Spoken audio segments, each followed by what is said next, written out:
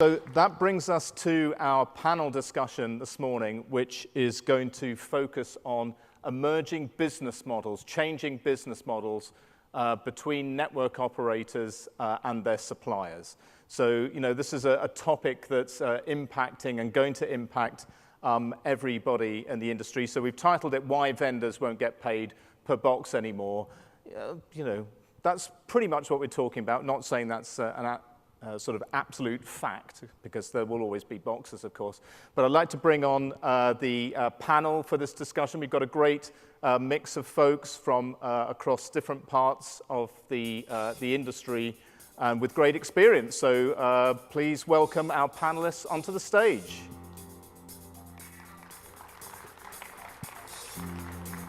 David, thank you. Charlie, good to see you. Mike. Milko, thank you very much. Okay, we are running a few minutes behind, so we're going to crack straight in. I'm going to ask our panelists to give a very brief introduction for themselves so we all know where everybody's coming from, and then we're going to dive straight into this discussion. So, David, starting with you. Thank you very much. I'm David. Until recently, I ran the Vodafone transformation for network virtualization, SDN, and NFV with 40 different operators. Currently, I'm part of the owner of a portfolio of 9, I would say, top industry startups. Okay, excellent. Thank you. Charlie. So I'm Charlie Ashton with Wind River, which is a subsidiary of Intel for about the next 6 weeks.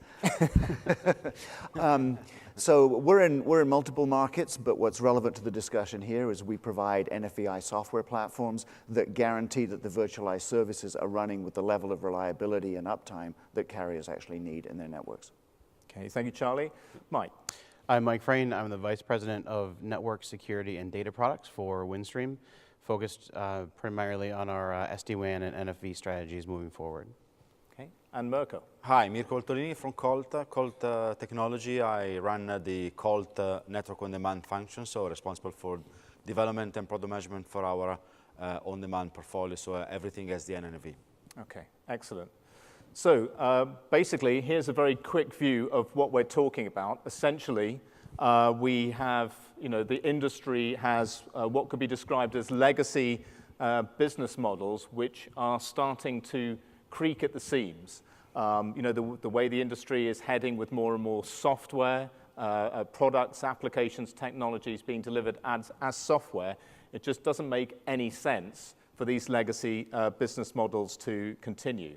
So we're going to talk today about some of the alternatives and the ways in which operators might be buying or paying for their technology in the future. And we're going to do this with basically a set of debating points, which I've come up with. These debating points are going to be the catalysts for the conversation. Just want to point out that these debating points are not any statement of fact. They're not the view of light reading. These really are just the starting points to get conversations going. So we will crack straight into debating point number 1, which is operators have been held hostage by their suppliers for decades, but hardware commoditization and virtualization is opening the door to new business models. Now, I'm going to start with David, because very much this topic was raised by David while he was at Vodafone, and you were engaging with a number of different suppliers. So can you just give us a little bit of the benefit of your experience from your time at Vodafone? Yes, and first of all, now I'm expressing my personal opinion, and I'm not here on behalf of Vodafone. We are seeing, Vodafone, when I was with Vodafone, we see all of our vendors as true partners. Also on the business side. So hostage, I'm not sure, but really, really partners. We had suffers from long-standing, I will call it business challenges. We had the leakage on the revenue. So this means that every time we couldn't forecast the exact revenue, because every time there was new demand, different type of demands that couldn't be forecast ahead. Prices from vendors were absolutely not, let's say, sustainable or can be forecasted along the period of the contract. We moved to a different type of operational model because of the transformation for SDN and NFV, and we would like to get the benefit from being running in the cloud. So there was no use. Actually, it was absolutely no reason to move on and to keep the same business model if we move on to an absolutely different business model. That's in a nutshell. And in your time at Vodafone, were you able to start to help to introduce new kinds of procurement models? So when we started this transformation, which is probably the biggest transformation ever in the history of Vodafone, on day one, we started the transformation of VPC, Vodafone Procurement Company. So the transformation started with VPC. So VPC was one of the one of the first 2 or 3 organizations that we started the transformation with, even before the operators or the engineering and operations organization. And the idea was, first of all, to initiate a new mindset, thinking about new business models, new engagement, to redefine the relationship with the vendors, to redefine collaboration, because instead of working in a single or a couple of vendor environment, we are now moving to a multi-vendor environment, which actually dictate or derive different type of business engagement all together. So we started with this one. We ran several use cases, which they are now commercially deployed under this new motivation, business models, and et cetera. It wasn't easy, so it took us several years, but it wasn't easy to deliver everything, commercially speaking, even with legacy vendors. But we delivered this under a new mindset. We started to work with a lot of startups. So there are startups that commercially deployed in Vodafone networks. So the business model, the way that you are handling with startups are absolutely different than the way you are actually handling, business speaking, with legacy vendors, with trusted vendors that we have long-standing, very good relationship with. So this was a starting point. I'm sure that Vodafone is doing now much better than at my time, and the transformation just progressing and absolutely not getting reversed. Okay, great, thank you. I'm not skipping you, Charlie, going to come back to you, but Mike, have you seen the same kind of transition in terms of different approaches to procurement? Absolutely. So I wouldn't necessarily use the word hostage on this slide. If you don't have another option or you don't want to change, are you really a hostage at that point? But the new models that are coming out with hardware being decoupled from software really gives us new avenues and new business models and new ways to go about moving forward with our service sets and our solutions. I think one of the later questions talks about some of the challenges that the traditional hardware companies are having, so I'll save that talking point till then. But we're definitely seeing new relationship models, and it's causing us, our procurement group, to change their mindset about how they think about engaging our vendors as the vendors are changing as well. Okay, and are those changes with companies that Windstream has been doing business with for years, or is it more with new companies that you might be engaging with? So with both, what we're seeing is that the traditional companies are having to change because of the newer companies and their new business models, right? They understand that they're not going to be able to compete with the new models that the newer technology vendors are coming out with. Okay. So, Mirko, I'm sure that Colt has obviously been quite at the forefront of introducing software into its networks, SDN, NFV, etc. Have you seen this change, and do you feel that maybe some of the suppliers have had to be pushed into changing some of the models at all? So I think I actually used the word hostage before myself, so I will use it again. I do agree, you always have a choice, but I think we were at some point there was a choice between similar options, and the issue is that has been that proprietary architecture and hardware when you're into those models, it's very difficult to get out and change. So there was lack of flexibility in that sense, hostage. I think we're seeing the beginning of this change. I think the disruption hasn't yet happened.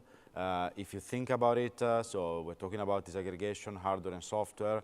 Are we really there with that? No, I wouldn't say so. I think today the software in particular is still fairly complex, and so we're not maybe yet in the model of proprietary, but it's still in a situation where it's easy to get into a model where it's difficult to get out of. So I think disruption will happen, but it hasn't happened yet. Okay. And we'll certainly come back to maybe some examples and some opportunities for business model change a bit later on. But Charlie, come back to you. Are you seeing any evidence of new ways of new business engagements sort of feeding down the chain, as it were, at all? Yeah, we definitely are. So it's interesting when you talk about the whole supply chain here. So traditionally, Wind River has been, I guess, a supplier to the hostage takers. Not quite sure what the technical There's a term quote. is for Somebody that. get that quote. Yeah, I'm sure it'll show up somewhere. So what I mean by that is Wind River traditionally has licensed our software products to the telecom equipment manufacturers, who then dealt directly with the operators. Sure. And that model worked just fine, because the operators really didn't care to get involved in the details of what embedded software was baked into the products that they were buying from their TAM suppliers, as long as those boxes worked. In our brave new world of network virtualization, of course, the operators are now getting much more involved in the technology decisions, and in many cases, they're driving the technology decisions that are actually adopted by their equipment suppliers. So what we're seeing is that the operators basically have two options. They can either choose to deal directly with companies like us and license directly from companies like us, which really increases the complexity of their supply chain. Right. Or they can then take the responsibility for basically orchestrating the integration of these multi-vendor solutions that's going to happen by their traditional suppliers. So from our point of view, it's a really interesting dynamic, because we actually find, as a vendor that typically doesn't license directly to the operators, that we have to market to the operators extensively, because they have to understand the problems that we can help them to solve. But we actually sell to their suppliers. We sell to the TAMs or the system integrators. So we definitely see a lot of changes in the whole environment here. Okay, excellent. So we will move on to debating point 2 now, which is despite the increasing softwareization of the communication network system market, procurement relationships between operators and suppliers haven't changed that much, because there's little appetite on either side to disrupt the status quo. And I think important here that maybe that disruption of the status quo might particularly come from the people who actually have to handle the procurement process. So maybe start at the far end with Mirko. Are you seeing any kind of situations where there's a desire maybe from the technology team to bring in new software products under new business models, but you maybe push back from the people who actually then have to manage that process and keep track of the costs? Okay, well, internal relationships are never always easy, but I think maybe we're in a good position, in the sense that our procurement is not a powerhouse that operates completely independently, as maybe is also the size of the company.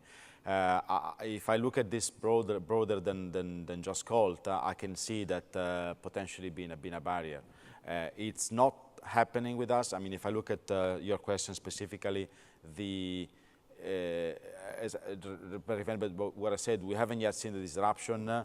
Is going to happen. I think both parties will have to adapt to the model. Today, I don't see yet the supplier side adapting very quickly. We have seen the model that has shifted from a per box to a per license, which is the same, in my opinion, and doesn't really take into account the fluidity and the agility that you can have with software. If you really want to move to just talking about models, a consumption-based model is really a utility-based model where you pay for what you consume. It's not a one-off license plus support fees, which is basically replicating the existing model, but for software. Okay. Mike, are you seeing any hold-ups, any bottlenecks that maybe in some processes that you might want to see introduced? So, Windstream is a product innovation-led company, and as such, we have really great working relationships with all the different groups inside the company. No, I'm not going to say that it's easy, right, or that change happens overnight. But we have worked with the procurement team and other teams throughout the organization to get them more comfortable with the new models, the new procurement models, and the new service delivery, solution delivery models to our end users. And it hasn't been, as I said, completely easy, right? But they're willing to work with us, and they are working with us to move the business forward because they understand that the old ways of procurement are dwindling. Okay. And what about are you seeing any new models or any suggestions from the supply side for them breaking the status quo and being proactive in bringing forward new ways of doing business? So we absolutely are. As I mentioned, the more traditional hardware providers, I think, are being disrupted a bit by the new technology companies that are out there and their new models. So we've seen those the new models, the hardware-software disaggregation models coming from those the more traditional vendors as well. I think that they're a little they've been a little slower to adopt it because it's not their bread and butter. It's not how they've done business, and they're comfortable with it. But they do see and they do understand that they need to update their model and their go-to-market motion so they don't get too disrupted by the new vendors. Okay.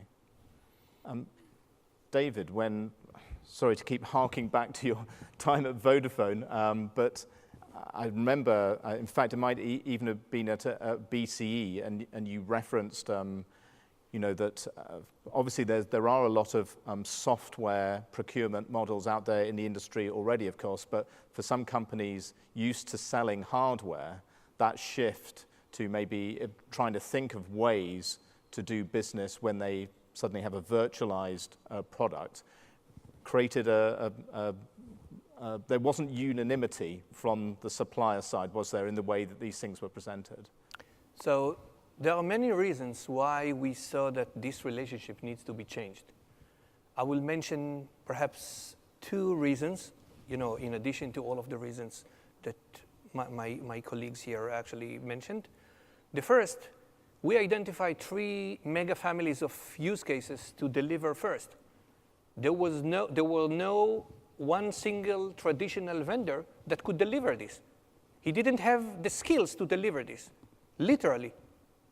Now I'm sure they progressed well, but at that time, 3 years ago, we had to deliver this together with several other vendors. And so this was multi-vendor by forcing multi-vendor because there was no other choice. Not that the vendors tried, and they were right from their point of view, to defend their own almost fixed revenue in any way. So they offered a lot of discounts to future deals in order to manage their current position, which is correct, but we couldn't really work with this type of model. In addition, we introduced to our networks, or to Vodafone networks, different new entities or new products. So this was the first time ever that orchestrator have been considered to Vodafone networks. So this is a new device. This is a new software. No one knew actually how to price this. What should be the pricing model for this one? So we asked 8 different, as part of the vendor selection process we had for orchestration, we asked 8 different vendors, traditional ones, startups one, all kinds of vendors, what is your pricing model for orchestration? We have got 8 absolutely different models. Leave the numbers outside. Just how you are actually going to charge us on the orchestration. We realized based on this one that since this is so immature, why not to be the first responsible adult, if I can say that, and to set the tone in this discussion? Because, you know, we've got like 15 A4 pages on the pricing model of an orchestrator. We put like a constraint, any kind of pricing model in the new era needs to be like on A5, half of A4. You need to simplify the model. Should be very simple. I'm not saying vendors should not get revenue from this one or should be very cheap. Not at all. I'm not speaking about the numbers. The model needs to be very, very simple.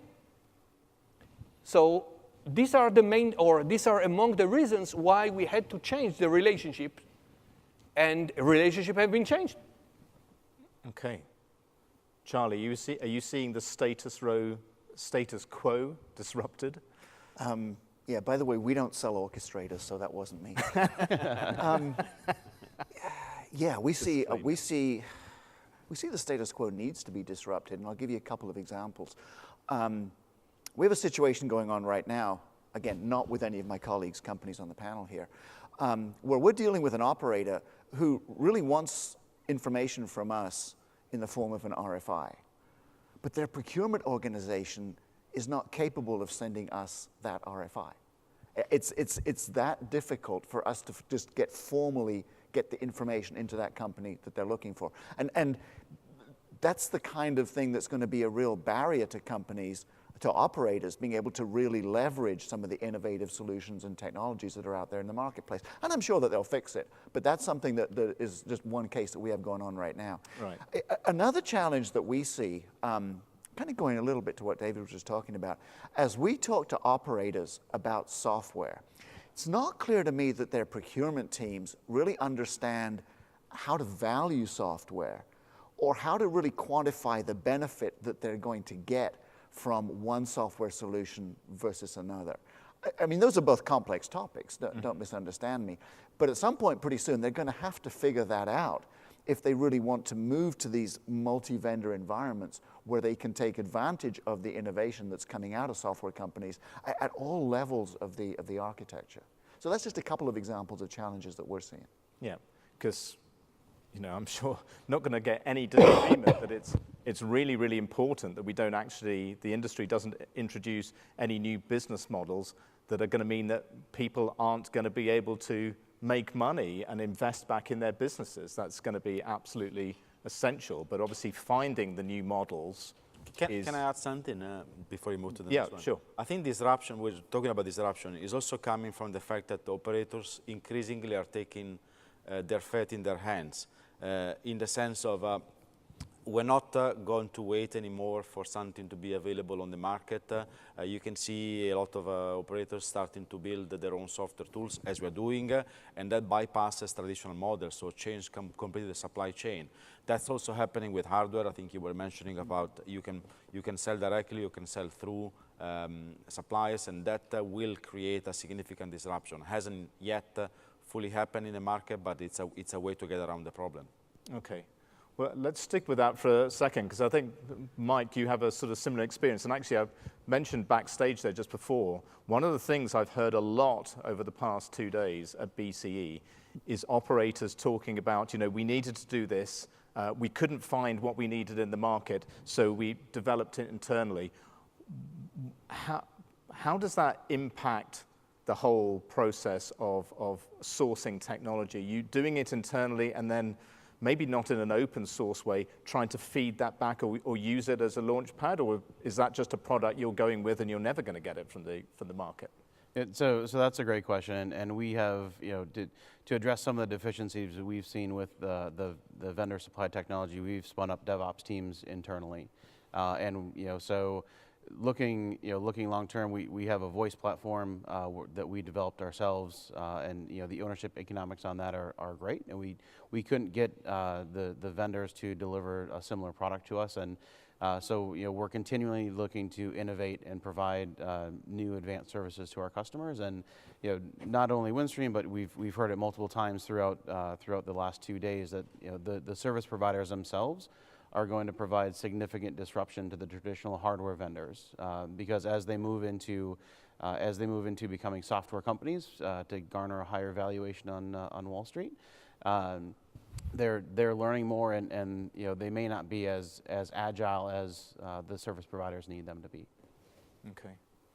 And David, as in the role you have now, working with companies that are now trying to engage back with operators, are you seeing still from the operators a greater momentum in still developing stuff internally? Absolutely, and not just this. When we are responding to RFQs, and we are responding in a very simple manner, according to a different business philosophy, even much simpler than Amazon, for instance. I'm not saying cheap. I'm saying very simple, flat rate, etc. We are getting fascinating and sometimes very surprising response from the operators who actually said, you are the only one who actually dealing with me in such a language, or I really like what you are saying. Let's meet and speak about the strategy or the model outside of this discussion, of the commercial discussion, because I really like the way you are thinking, for instance. Okay. So if I can hold there, because I think debating point 3, we've kind of covered a little bit about the way that traditional systems vendors are approaching the market, because you've just touched there on point 4,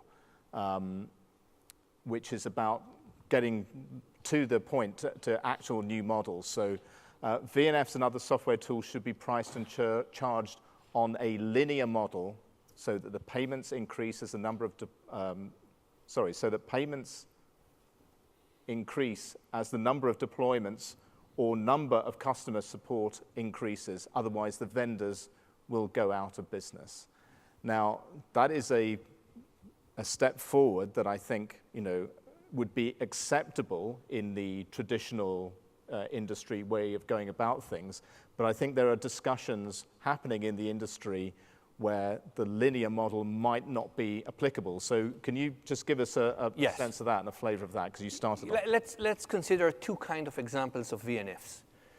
Let's say for the very simple one, a VNF that does not require many instances on the first moment. For instance, virtual IMS. You don't need hundreds of different virtual IMS on the first moment. You need the first virtual IMS to instantiate, and then perhaps based on any kind of rules or policies of scaling, this will be scaled up. On the virtual IMS, there is a very simple model of software as we think. I mean, the companies, as well as we thought in Vodafone at that time, this should be a constant price, a flat rate price based on the use cases, and we have got absolutely end-to-end agreement from the industry around this. This was more or less the same as the non-virtualized one. The second type of VNF is the one that you need a lot of instances on the first moment. For instance, CPEs. So in order to deliver, let's say a SD1, for instance, or such a family of use cases, you need a lot of CPEs if you would like to move from a traditional CPEs to UCPE or VCPE, etc. We thought that the model should be fixed. So instead of being like working with a linear model, so I will pay you this much per a single CPE and multiply this by the number of CPE. Meaning Vodafone would like to pay a fixed price for the deal, independent of the number of CPEs, because this is a software and you can copy or instantiate more and more instances of the same VNF. So pay once and use in as many instances as you want. As long as I'm within the same family of use cases. Okay. And when you say pay once, like the same fee every month, or a one-off payment? We will agree on the deal on the overall, let's say, number, not at the CPE, the overall, let's say, deal size. And this will be paid in quantas based on the milestone and et cetera. Okay. The entry point should be extremely low in order to get more incentives to the different opcos to get on the deal. And then eventually, after 2 years or even less than that, the vendor will actually get full payment of the deal, independent on the number of CPEs. Okay. That is quite a radical departure to the norm. So I want to come over to Mike and Mirko and find out if that's a model that you've come across, the flat pricing model for a function or application. Have you come across that? Would you be in favor of that? I think I kind of know the answer to that. And then we'll maybe come back and explore some of the implications of that kind of model if that takes off. So are you seeing this at all? We haven't seen it being brought to us at all. As you mentioned, we'd love it, right, from a service provider standpoint, but the vendors have not brought that model to us. We still see the linear model where the number we pay per number of widgets and per type of widget per month, or on a 3-year deal typically. And I think it actually, I did want to hit on one of the points on number 3. Sure. With the software, with the traditional hardware companies trying to become software vendors, I can tell you 3 years ago I sat in a room with a traditional hardware vendor and they were outlining their SD-WAN strategy, and it took like 3 whiteboards full of the different service packs and server OSs and licensing and everything else that we would have to buy in order to make it work. And they've since changed their path on that and greatly simplified it. But I think it's been an evolution on the side of the hardware technology vendors to get better at selling software.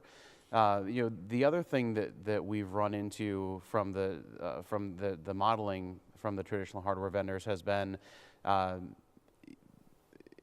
let's say that they sell us a box with the software in it for $1,000, right?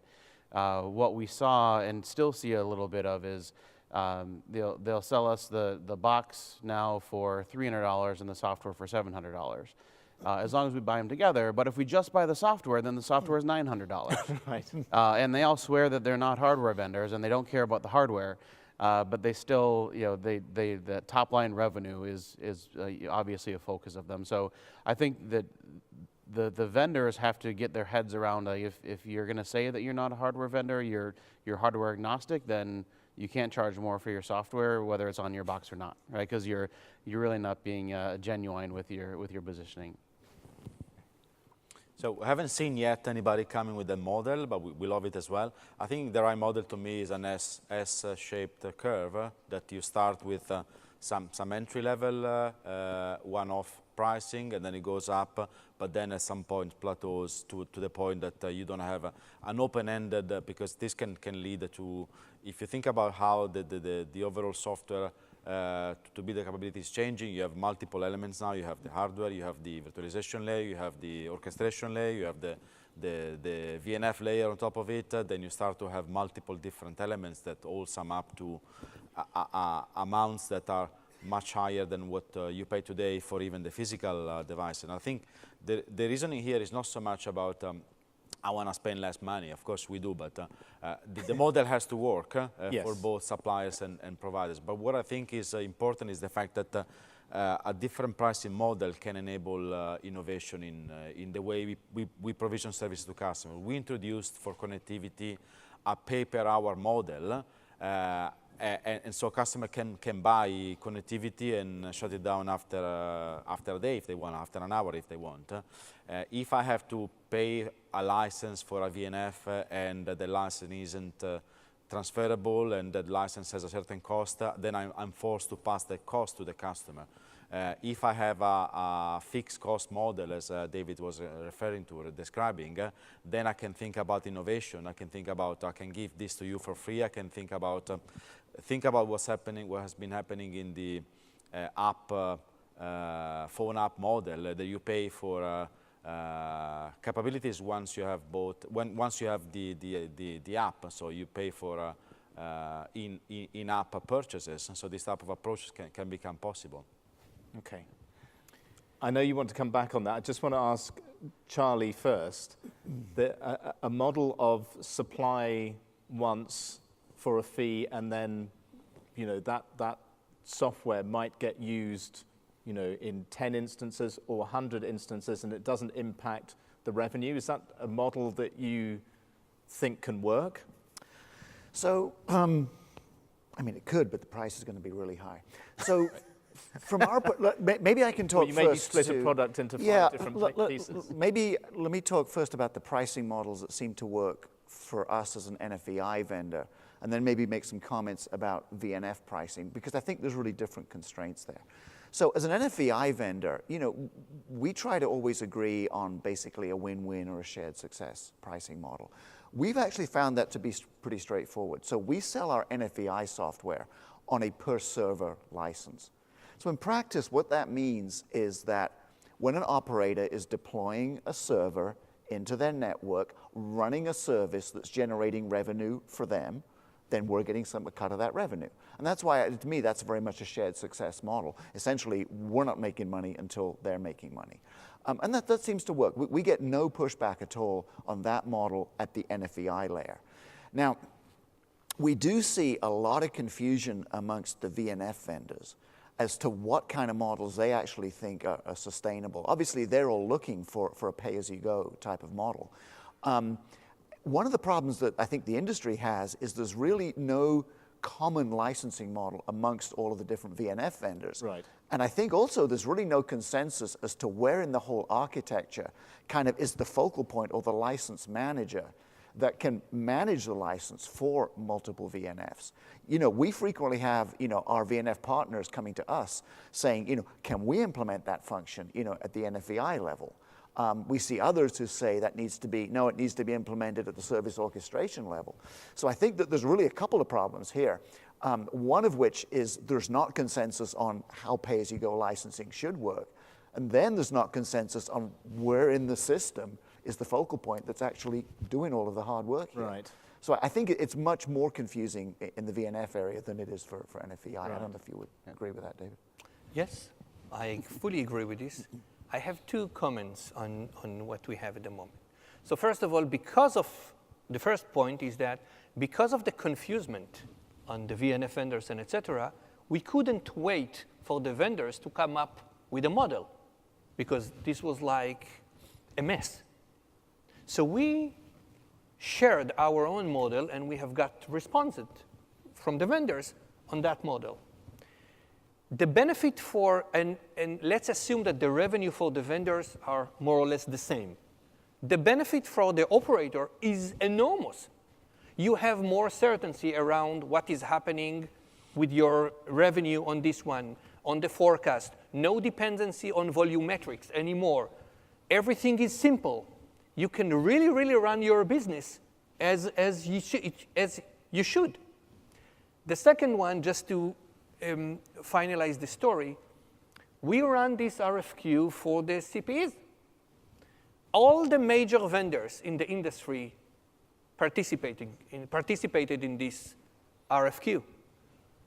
And they knew that let's say the pricing model should be fixed price and not a linear price on the number of CPEs. I mean virtual CPEs. One vendor, one traditional vendor decided to quit based on this model. All the others remains, and one of the biggest vendors in the industry awarded on this one under the new pricing model. So fixed price on the number on CPE, independent on the number of CPEs. So it happened. Right, with some encouragement and push, but I'm sure you probably got the question back. How can we continue then to deal with you and have a further business relationship? And this would apply to any operator, of course. If you've got that model, how does a vendor then continue to grow its revenues apart from just finding some other customers for that same product under that same model? Where does the growth come from? So we thought about this as well, and one of the vendors that that actually awarded on that tender, on that RFQ, came after and say, you know what, I made my math wrongly. Oh dear. I'm not getting, the revenue as I should, because this is absolutely different model for me as well. And I need really to reshuffle all of my card thoughts and et cetera around this model. And Vodafone responded to that vendor and say, okay, let's change the contract. Even if we signed this already, that's understandable. We know that this is a starting point and different for all of us. If you need us to help you in rethinking about this, we will do this. That's part of the transformation that VPC is leading. Okay. Flexibility. Yes. Across the board. Okay. Very quickly, want to come to point 5. Vendors currently selling hardware-centric systems must expect their revenues to decline in the coming years, no matter what course of action they take. Unless, of course, they buy lots of other companies too. But so if they're not going down that path, is that maybe a trend that you would expect to see, and maybe get some quick answers on this?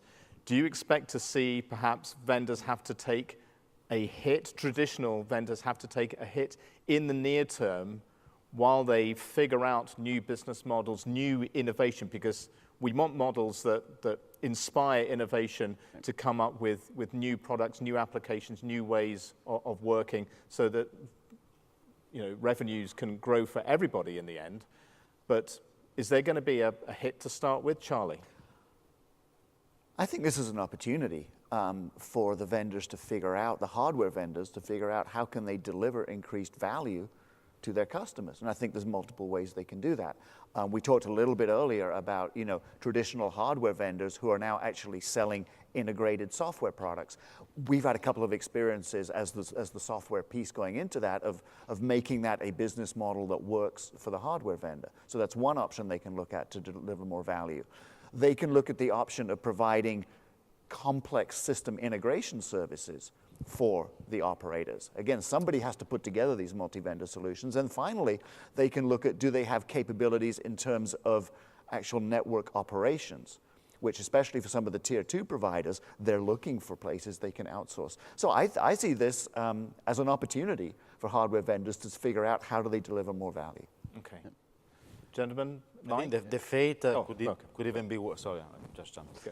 Could even be worse. If you are not gonna change the model, you're gonna die. So pure hardware-centric approach isn't gonna stay. I think there are some areas where very specialized hardware will survive, and sure, of course there is place for that. Everything else will be commoditized, and so then you will have to compete on different grounds. I would say that unless those vendors started their software innovation and their orchestration innovation a few years ago, yes, I would see them taking a hit in the near term. I don't think it's unrecoverable. I think I absolutely think it's an opportunity as well. But as I mentioned before, you've got the traditional vendors have their service providers now developing their own code. They've got the new startups who are developing code that runs on the white box. So if you hadn't started the transition 2-3 years ago, maybe even longer, then I definitely see that there could be a dip in the revenues. Okay. And David, just to finish off, do you expect to see some disruption, some wavering in the sector in the near term, and before there's the settlement of maybe a new status quo around more software models? I believe so. I see now operators are now delivering services to their customers also in a multi-cloud environment, meaning using not just their own networks, but not just their own clouds, but also, for instance, Amazon Web Services together with their own networks. Because it's more simple, I'm not saying it's more cheap, it's more accessible, and et cetera. I see operators seeing the networks as not as the most important thing as before, but the services is the most important, and the network is a channel or a platform that the service should be delivered onto. And there are more channels to do this, not just the network. So I'm expecting to have this change. Okay, Thank excellent. you. Well, that time went incredibly quickly, but we do have to move on, I'm afraid. So thank you very much to our panelists for their insights. I know this is going to be a topic of conversation that's going to come up, throughout the year. We're going to be reporting on it, light reading, of course, and we'll definitely come back to it in some way or another at next year's BCE. So, gentlemen, thank you very much. A round of applause for our panel, please. Thank you very much. Thank you, David.